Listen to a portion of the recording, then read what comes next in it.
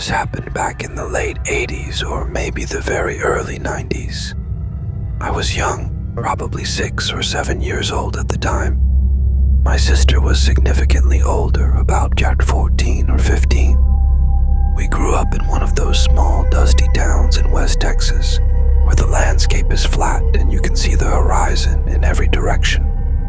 It was the kind of place where people claimed everyone knew everybody, and folks often left their doors unlocked during the day because nothing ever happened here. On this particular night, our parents were out for the evening. I don't remember where they went. Maybe a dinner or a town meeting. But my sister babysitting me was a frequent occurrence. We actually got along really well, mostly because of the age gap. She didn't see me as a rival, just a little brother she had to keep alive for a few hours. It was winter, and if you've never been to the high desert in Texas, you might not realize how bitterly cold it gets once the sun drops. By 8 p.m., it was pitch black outside. The wind was howling, which was normal for us. It's a constant droning sound that rattles the siding and whistles through the cracks in the window frames. We were in the common room, which was the main hangout spot, because that's where the big TV was. We were curled up watching one of those gritty news magazine shows on CBS. I think it was 48 Hours, or maybe Hard Copy. It was one of those programs that dramatized real crimes, kidnappings, murders, trafficking. Basically, a horror movie presented as news.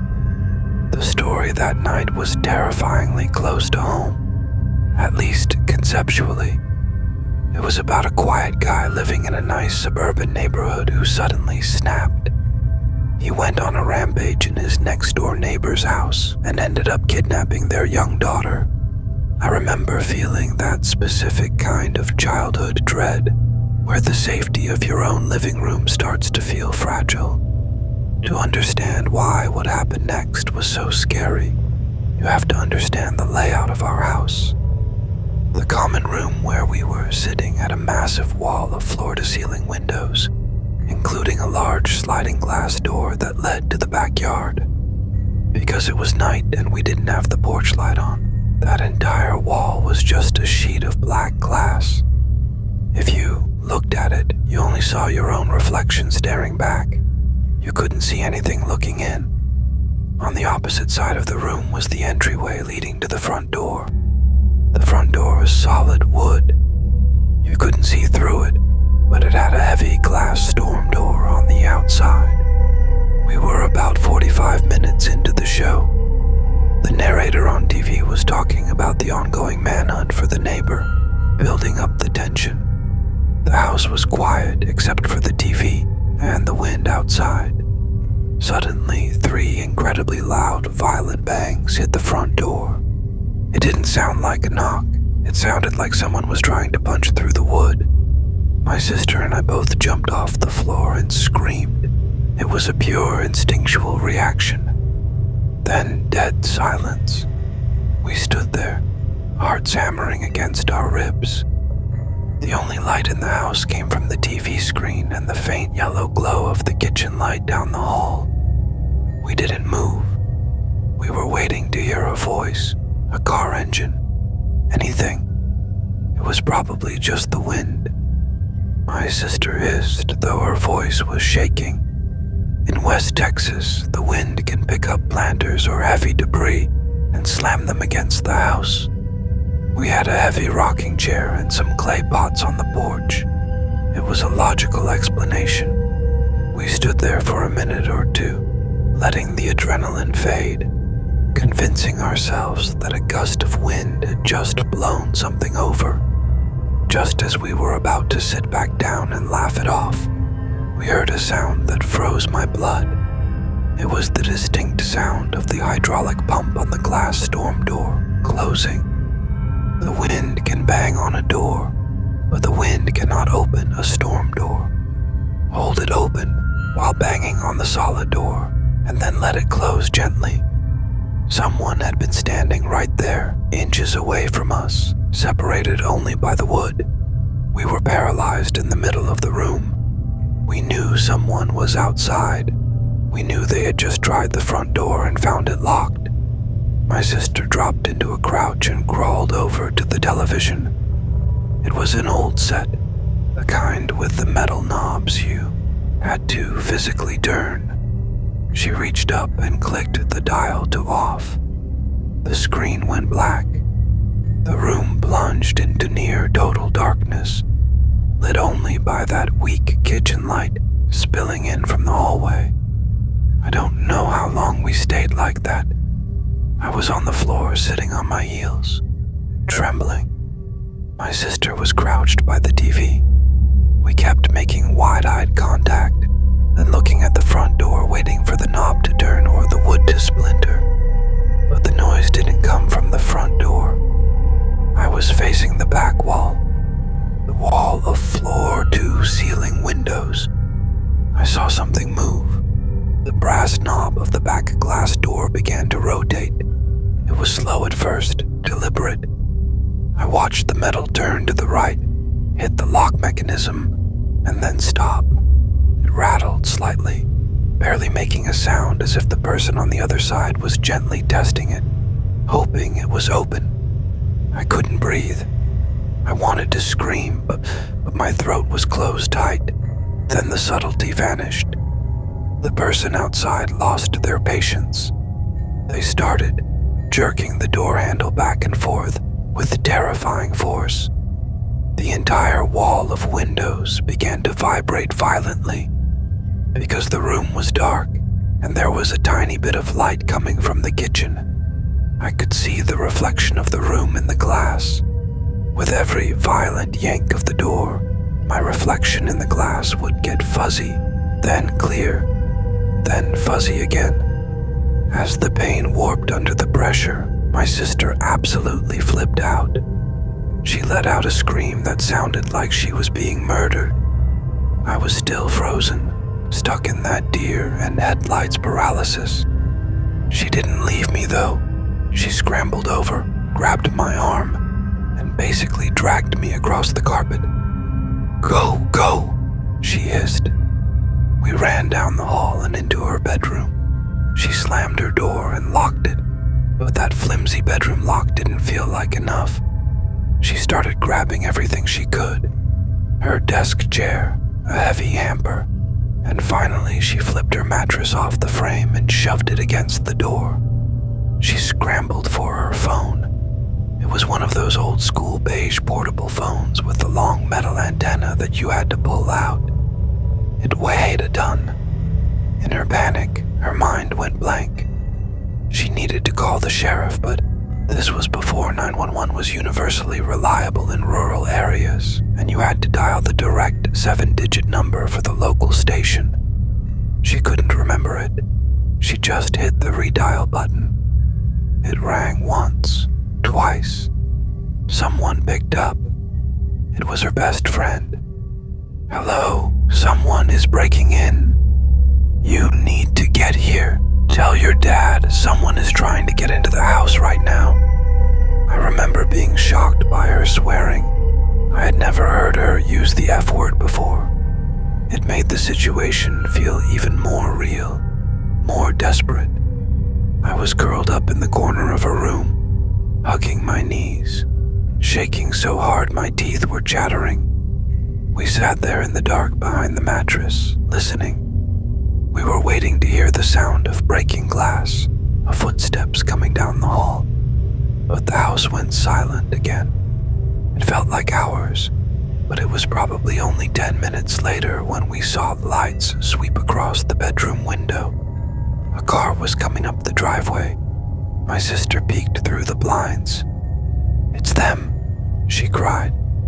It was her friend's parents. They had driven over at breakneck speed. We heard the car doors slam and her dad yelling. We finally moved the mattress and ran out to meet them. Her dad had a tire iron in his hand, looking around the yard. We never found out who it was. The police arrived shortly after. They walked the perimeter of the house with big flashlights. There were no footprints because the ground was frozen hard, but when they looked at the back glass door, they found fresh scuff marks on the bottom of the frame, like someone had been kicking at it while pulling the handle. Whoever it was had tried the front door, realized it was locked, circled to the back, saw us sitting there in the dim light, and tried to force their way in. When we screamed and ran, they must have realized the element of surprise was gone and took off into the dark. Nothing like that ever happened to us again.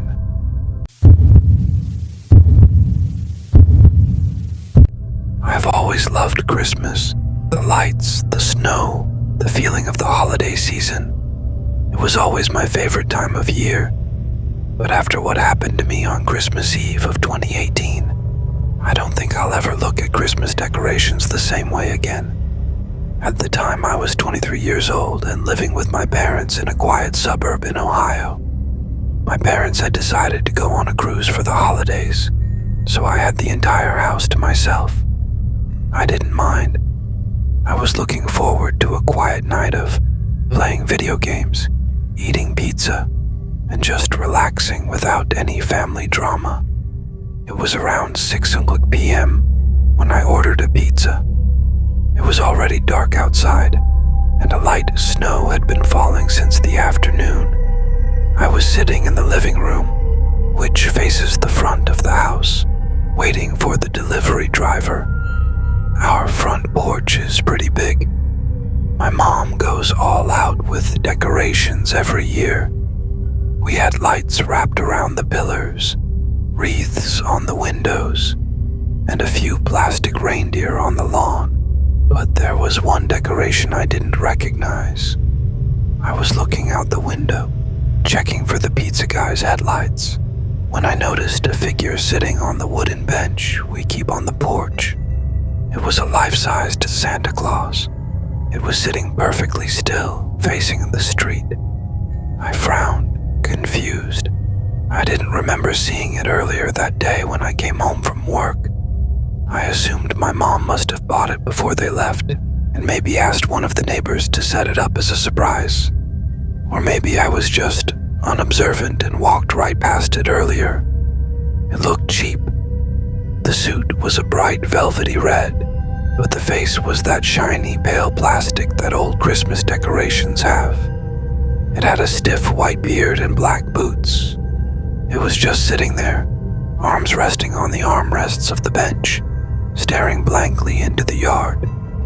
The pizza driver pulled up a few minutes later. I grabbed my wallet and opened the front door. The cold air hit me instantly. As I stepped out to meet the driver on the steps, I had to walk right past the Santa figure. Up close, it looked even more unsettling. It was slumped slightly to the left. I remember thinking it was weirdly large for a decoration, bulkier than the usual wireframe things my mom bought. I didn't touch it, but I gave it a weird look as I paid the driver and took the boxes. "Nice decoration," the driver said, nodding toward the bench. Startled me when I walked up. "Yeah, thanks," I said. "My mom loves this stuff." I went back inside, locked the door, and ate my dinner. I tried to focus on my game, but for some reason, that Santa on the porch kept popping into my head. It was just the way it sat there. It looked too heavy, too solid. Around 9 p.m., the wind started to pick up. I heard a loud thump against the front wall of the house. I muted the TV and listened. It sounded like something had fallen over. I went to the window and peeked through the blinds. The Santa figure wasn't on the bench anymore. I scanned the porch and saw it lying face down on the floorboards, right in front of the door. The wind must have blown it over. I sighed, annoyed that I had to go out in the cold to pick it up, but I didn't want it to blow into the driveway and get run over. I unlocked the front door and pushed it open. I stepped onto the porch in my socks. "Stupid thing," I muttered. I bent down to grab the Santa by the shoulder to hoist it back onto the bench. The moment my hand grabbed the fabric of the suit, my stomach dropped. It didn't feel like plastic or wire. It felt like a heavy winter coat over a solid mass. It felt like a person. Before I could process what I was touching, the figure on the ground suddenly tensed up. A low, guttural growl came from underneath the mask. I screamed and scrambled backward, slipping on the wet porch. The Santa scrambled to its feet with terrifying speed. It wasn't a stiff, mechanical motion. It was fluid and aggressive. The plastic mask was still strapped to his face, staring at me with that frozen, happy smile. But the eyes behind the eye holes were wide and frantic. He lunged at me. I threw myself back inside the house, slamming the door just as a heavy body collided with it. I fumbled with the deadbolt, my hands shaking violently, and managed to click it into place just as the door knob began to rattle aggressively. "Open the door," a deep, muffled voice shouted from the other side. "Open the door, or I'll break it down." I didn't answer. I ran to the kitchen, grabbed the biggest knife from the block, and sprinted upstairs to my parents' bedroom. I locked that door, too, and immediately dialed 911. "There's a man on my porch," I whispered to the operator, huddling in the corner of the room. He was dressed as a decoration. He's trying to get in. While I was on the phone, I heard the sound of glass shattering downstairs. He had broken the small window on the front door. I heard the lock click. He was inside. My heart was hammering so hard I thought I was going to pass out. I heard heavy, wet boots stomping on the hardwood floor of the entryway. "Hello," the voice called out. It sounded taunting now. "I just want to give you a present." I stayed dead silent, tears streaming down my face. The operator was telling me to stay on the line and that officers were 2 minutes away. The footsteps moved into the living room, then the kitchen. He was looking for me. Then I heard the creak of the stairs. He was coming up. The steps were slow and deliberate. I watched the gap under the bedroom door. I saw a shadow block the hallway light. The footsteps stopped right outside the door. The door, or knob, slowly turned. I held my breath, gripping the knife so hard my knuckles turned white. The door didn't open. I had locked it. Then the banging started. He threw his weight against the door. The wood frame cracked. "I know you're in there," he screamed. Just as the door frame began to splinter, I heard sirens wailing in the distance, getting louder rapidly. The banging stopped instantly. I heard the footsteps run back down the hall, then the sound of rapid thooting down the stairs. A few seconds later, the back door slammed shut. I stayed in that corner for another 10 minutes until the police dispatcher told me it was safe to come out. When I went downstairs, the house was freezing. The front door window was smashed, and there was snow melting on the hallway floor. The police didn't find the man that night. They found the Santa suit, jacket, pants, and that creepy plastic mask dumped in a drainage ditch about 2 blocks away. It turned out the suit had been stolen from a display at a local hardware store 2 days prior. The police theory was that he was casing houses, looking for ones that were empty for the holidays. He used the suit to sit on porches and check if anyone was home without looking suspicious to passing cars. If I hadn't gone out to pick him up, he might have just waited until I went to sleep to break in. They never caught the guy. I moved out of my parents' house a few months later.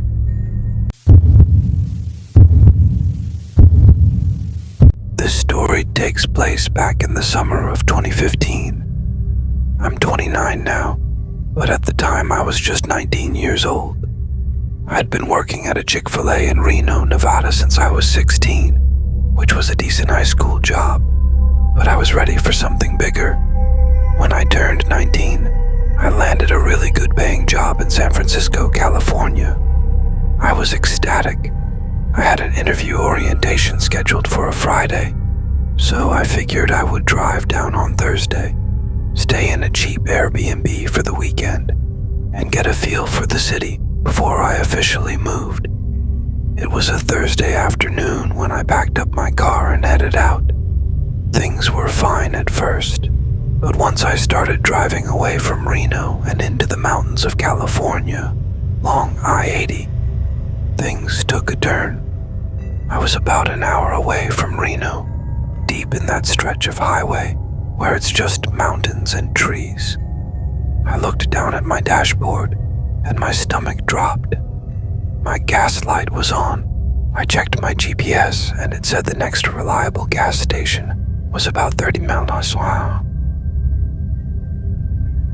Irritated with myself for not filling up before I left. I watched the needle dip below the empty line, and panic set in. I knew I wasn't going to make it 30 miles. I saw a sign for an exit coming up. It wasn't a main town exit. It was one of those obscure exits that led to a 2-lane road winding into the forest. I didn't have a choice. I pulled off, hoping to find a local pump or a house. Of course, my bad feeling became a reality. I made it about 6 minutes away from the interstate when my engine sputtered. The power steering locked up and the car rolled to a silent stop on the shoulder. It was dead silent out there, just tall pines and the sound of the wind. I grabbed my phone to call for help, but looking at the screen, I had absolutely no service, no signal. I sat there for a while, just gripping the steering wheel, trying not to freak out.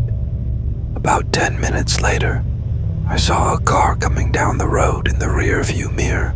It slowed down as it approached me. It was an ocean gray Nissan Altima. I felt a wave of relief. I thought, finally, a local who can help me. The Nissan pulled up right next to my car, window to window. But the driver didn't roll his window down. He just sat there. The car idled. I waited for him to say something. He didn't. He just sat there for what felt like 10 minutes. The relief I felt started to turn into anxiety. Why was he stopping if he wasn't going to talk? Eventually, I rolled down my window a crack. I called out, "Hey, do you need help?" The driver slowly turned his head to look at me. My blood ran cold. He looked like he hadn't slept in a week. His eyes were wide and bloodshot, and his jaw was clenching and unclenching. He looked like he was heavily on drugs. He didn't speak. He just stared at me with this intense, predatory look. I got so scared I rolled my window up immediately. Then the man opened his door. He got out of the Nissan. He was tall and wearing dirty clothes, but instead of coming to my door, he turned and just walked straight into the woods. He didn't look back. He just walked into the tree and disappeared. I was questioning everything. Was this a setup? Was someone else in the woods? I was planning on maybe getting out and running to a house I had passed a mile back. But then I remembered something. My dad had put a small emergency gas can in the back of my trunk when I first bought the car. I had completely forgotten about it. I was saved. I popped the trunk, grabbed the red plastic can, and frantically poured the gas into the tank. I kept looking at the woods, expecting that man to come charging out. As soon as the can was empty, I threw it in the trunk, jumped in the driver's seat, and prayed the car would start. It sputtered once, then roared to life. I sped out of there. I didn't look back. I drove way over the speed limit until I got back onto I-80. I drove to the next major gas station, which was packed with people. I finally felt safe. I filled up my tank all the way, went inside to use the restroom and bought a bunch of snacks just to calm my nerves. I walked back out to my car, opening a bag of chips. As I reached for my door handle, I froze, parked parked 2 bumps over was an ocean gray Nissan Altima. It can't be, I thought. It's a popular car. Then I saw it. On the passenger side door, there was a large, distinctive patch of blue paint, as if it had scraped a pole. It was the same car from the woods. My heart was hammering in my throat. I didn't look to see where the driver was. I jumped into my car and flew out of the parking lot, merging back onto the highway as fast as I could. I kept checking my rear-view mirror. For about 20 minutes, I thought I was in the clear. Then I saw it. The gray Altima with the blue spot. He was a few cars back, weaving through traffic. I was not far from Sacramento at this point. I tried to drive casually, hoping he would pass me, but he didn't. He stayed right on my tail. I figured the car would lose track of me if I exited and made some random turns. I took an exit, made 3 rights and a left, and then got back on the highway a few miles down. Once I was in Sacramento, the traffic got heavier. I looked in the mirror. He was still there. He was about 4 cars behind me. Then I saw a police cruiser in the lane next to him, but the driver of the Nissan didn't slow down. In fact, he sped up. He aggressively cut across 2 lanes and came up right behind my bumper. He rammed the back of my car. I gripped the wheel, trying to keep control. I saw the Nissan swerve violently after hitting me. He lost traction, spun out across the lane, and smashed head-on into a metal exit sign on the side of the road. Steam hissed up from his hood. The police officer I had seen earlier hit his lights immediately. I pulled over to the shoulder, shaking uncontrollably. The officer ran to the Nissan with his gun drawn. I waited by my car. More officers and an ambulance arrived within minutes. I gave my statement to the police, telling them everything from the woods to the gas station to the chase. The driver wasn't seriously hurt. He stumbled out of the car and I heard him yelling at the cops that he had just fallen asleep at the wheel. We didn't believe it for a second. You don't follow someone for 50 minutes and ram them because you fell asleep.